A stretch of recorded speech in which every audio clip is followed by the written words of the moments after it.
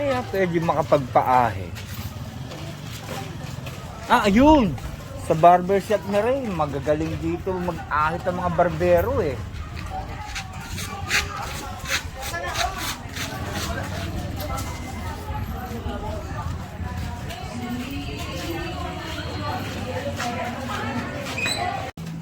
Ay, nako.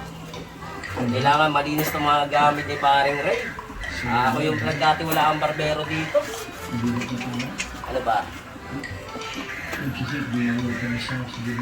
Si Ray. Wala po papahinga. Pagod eh.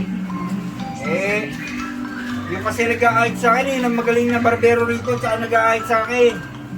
Boss, isa ako sa mga tao ni Ray. Siyempre, magaling din ako maggupit. Baka mamaya palpaka, asa ba siya?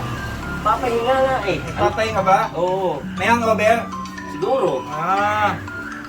Oh. Magpapagupit ka ba? Papaahit ako. Ang gusto ko, yung makinis. At yun, pag inahitan ako, walang kasugat-sugat. Nakakatulog ako. Boss, may bago kami labas. Baka gusto mo subukan. Bago labas yan? Oo. Di ba, total naman, kumpak yung bibig mo. Oo. Yan. Para hindi ka masugatan. Ay, gano'n? Oo. Bakit si Ray hindi na kailangan ng mga ganyan? Hindi, ito, may bago kami aparato. Gano'n? Ngayon ko palang ilalabas. Oo. Ito. Ano ginagawa rito? Ayan, boss. Susubo mo lang yan sa bibig mo. Susubo ko. Oo. Yan. Ganda niyan. Oo.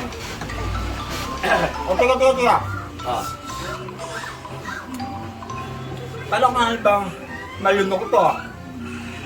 Kalumat malunok mo? Balik mo na lang bukas, boss. Kasi may nakalunok kahapon yan. Kanina lang isinole. Akadiri ka!